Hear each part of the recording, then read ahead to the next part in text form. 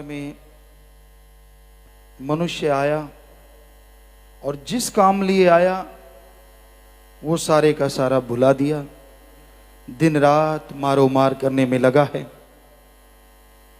संत, अवतार, पैगंबर, धर्म कभी ये नहीं कहते कि आप कमाओ ना, आपके औलाद है, माँ बाप है, परिवार है, आपके ऊपर जिम्मेवारी है, तो आप जिम्मेदार हैं घर के, कमाई करो, खूब मेहनत करो, आलस्य ना करो, पर किसी का हक मार के ना खाओ। और कमाई के साथ साथ राम नाम गाओ, ताकि थोड़ी कमाई भी आए उसमें बेइंतहा बरकत मालिक डाल दे। बरकत तो, लाभ तो उसने डालना है। वो चाहे तो एक को अरब बना दे और अरब को एक। ये उसके खेल हैं और ये हकीकत है। तो भाई, वायदा किया जो गर्भ में, मालिक के गर्भ में जो वायदा किया था उसे ना भुलाना। जब शरीर का निर्माण होता है, शरीर बनता है, बड़े ही दुख सहने पड़ते हैं, बड़ा दर्द होता है, तो तब तड़फता हुआ यह जीवात्मा मालिक से पुकारता है कि हे मालिक, हे राम, हे ईश्वर, हे भगवान, तो रहमत कर, मुझे यह कष्ट जो हो रहा है इसे छुटकारा दिलवा दे, ऐसी शक्ति दे दे, ऐसी ताकत दे दे कि मुझे इस दर्द का एहसास ना हो। तो मालिक के दर्शन होते हैं। आत्मा को शरीर बनने का एहसास नहीं होता, 9 महीने गर्भ के झेल के बाहर आता है, और जैसे माया की हवा लगती है, दुनिया की हवा लगती है, तमाम कौल इकरार भुला देता है, भूल जाता है परम पिता परमात्मा को, भूल जाता है उसकी दया में रहमत को। बस याद रहता है खेल खिलौने, काल की नगरी, काल की माया। तो यही सच्चे दाता रहबर ने फरमाया है कि भूलो ना, अभी वक्त कुछ हीला कर ले, कि अभी समय है, कुछ यत्न कर, कुछ उपाय कर।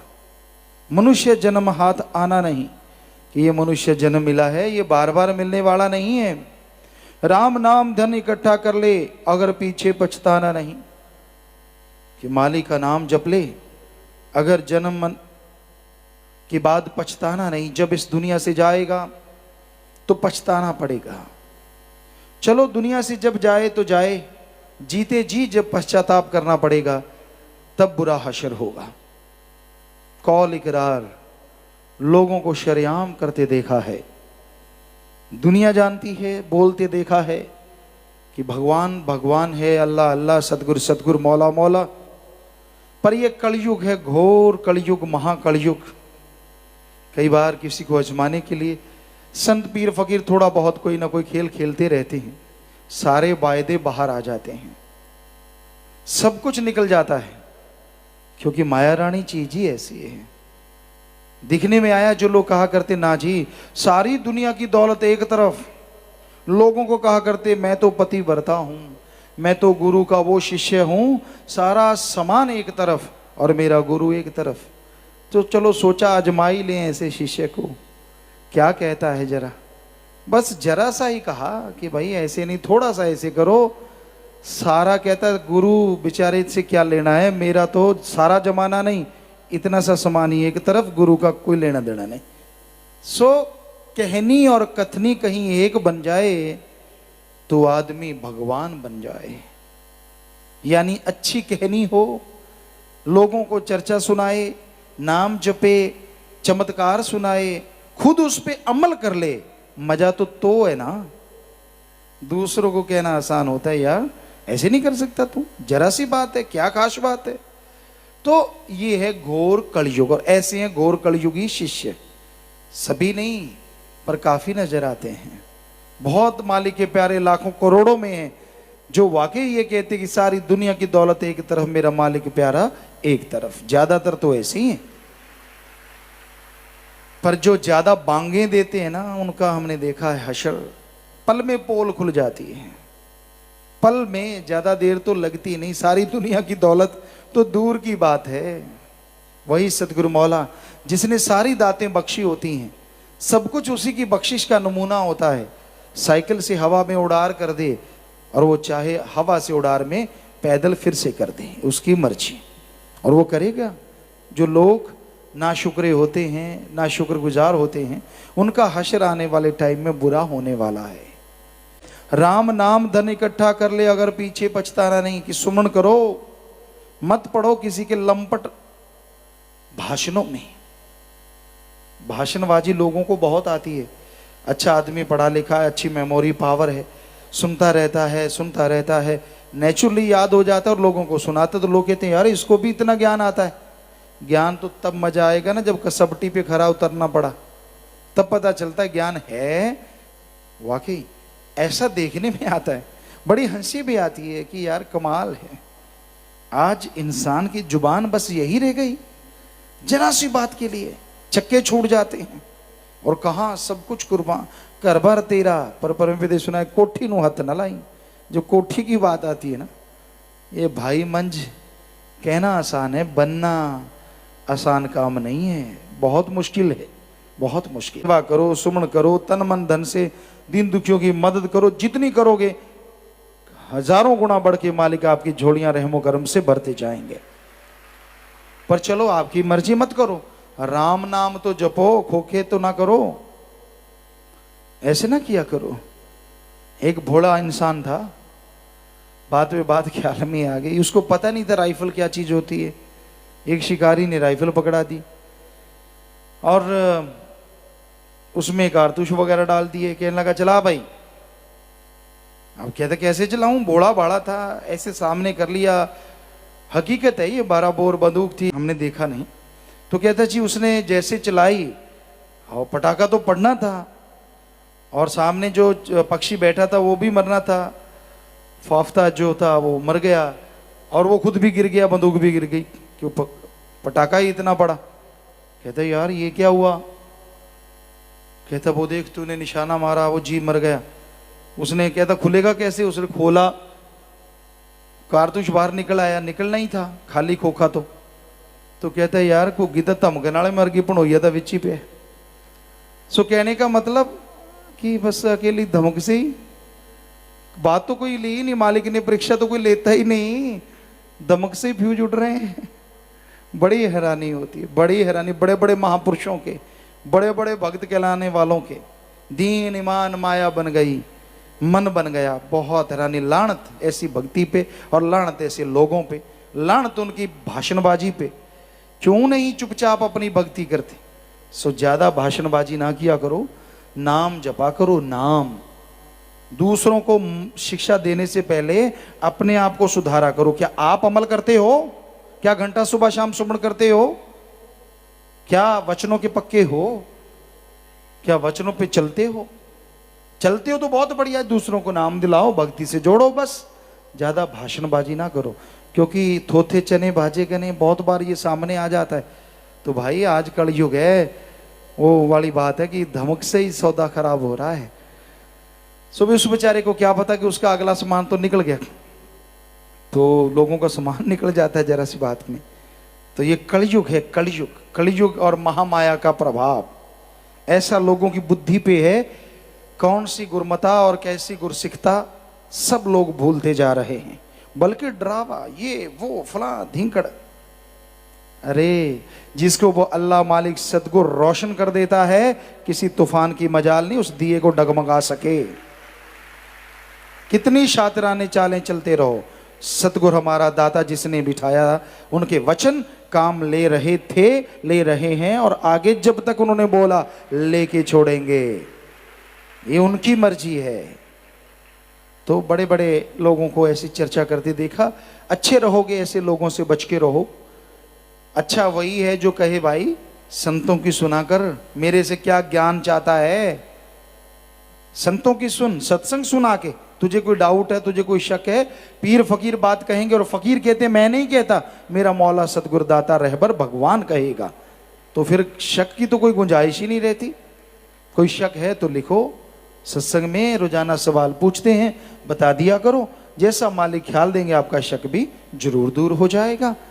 ऐसे ही पंजाबी च कहना मुंह फड़ा ना मारया करो, लेने के देने पड़ जाते हैं कई बार ज्यादा फड़ा मारने वालों, जो ज्यादा डींगे हाँकते हैं ना, मैं ये हूं, मैं ये भगत, मैं फलां भगत।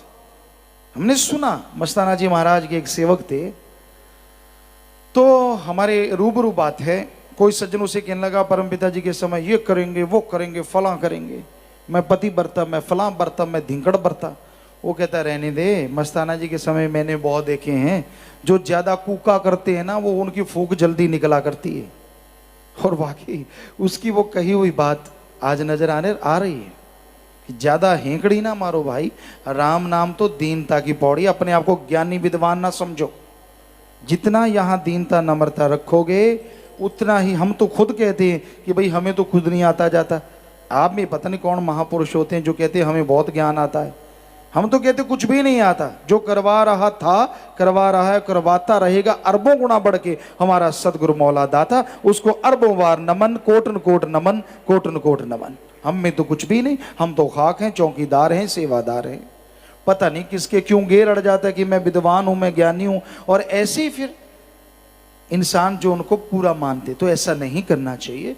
सतगुरु मुर्शिद से बढ़ के ज्ञान ना तो प्यार का कोई दे सकता है, ना नाम का कोई दे सकता है, ना समाज सुधार का कोई दे सकता है, क्योंकि सतगुरु यानी अल्लाह वाहिगुरु राम, वो जो ज्ञान फकीरों द्वारा देता है वैसा ज्ञान दुनिया में कहीं भी नहीं मिलता।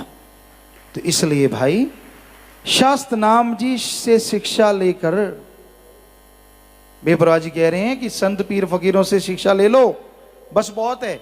दूसरों को कहो भाई तेरी शिक्षा रख अपने पास, जितने हम कर पाएंगे मालिक चाहेगा हम कर लेंगे।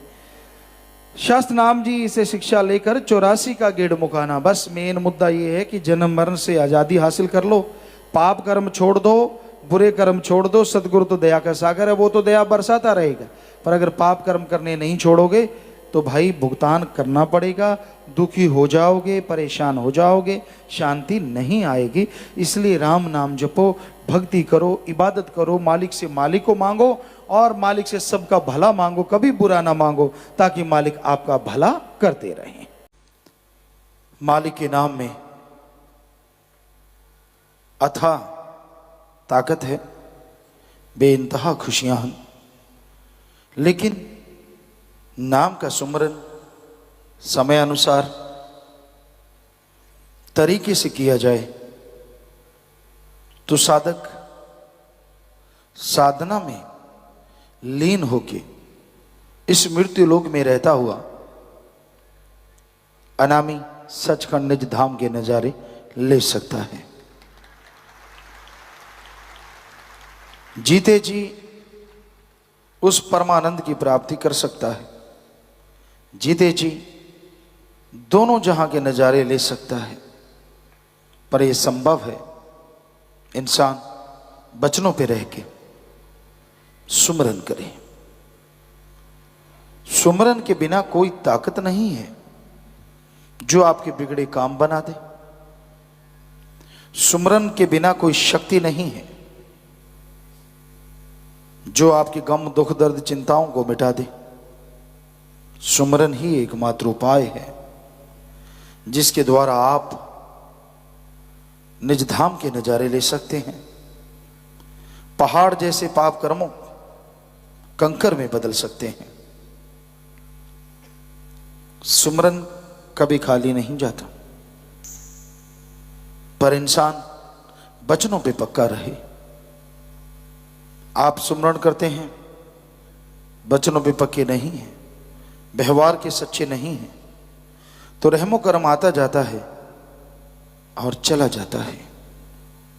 जिस तरह किसी की झोली में हीरे, मोतीलाल, जवाहरात गिर रहे हों और ये हो कि उसी की झोली में गिरेंगे लेकिन वो झोली ही फाड़ ले, तो वो सब गिरेंगे लेकिन गिरते ही चले जाएंगे, झोली में अटकेंगे नहीं।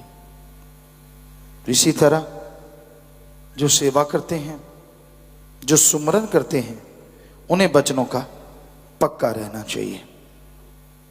वचनों के पक्के रह के आप थोड़ा भी सुमरण कर लेते हैं, सेवा कर लेते हैं, तो आपका भाग्य जरूर बदल सकता है। आप भाग्यशाली बन सकते हैं। बिगड़े काम बन सकते हैं। इसलिए कभी भी ये ना सोचो कि सुमरन काम नहीं करता, कहीं ना कहीं कोई ना कोई कमी रह जाती है। पात्र कुपात्र, पात्र जो सब कुछ संभाल लेता है, कुपात्र सब कुछ उगल देता है। ਧੰਨ ਧੰਨ ਸਤਿਗੁਰੂ ਤੇਰਾ ਹੀ ਆਸਰਾ। ਗੁਰੂ ਜੀ ਦੀ ਪਿਆਰੀ ਸੰਗਤ ਨੂੰ ਨਿਵੇਦਨ ਕੀਤਾ ਜਾਂਦਾ ਹੈ ਕਿ ਹਰ ਰੋਜ਼ ਸਤਸੰਗ ਸੁਣਨ ਦੇ ਲਈ ਸਾਡੇ ਚੈਨਲ ਡੇਰਾ ਸੱਚਾ ਸੌਦਾ ਨੂੰ ਸਬਸਕ੍ਰਾਈਬ ਕਰ ਲੈਣਾ ਜੀ।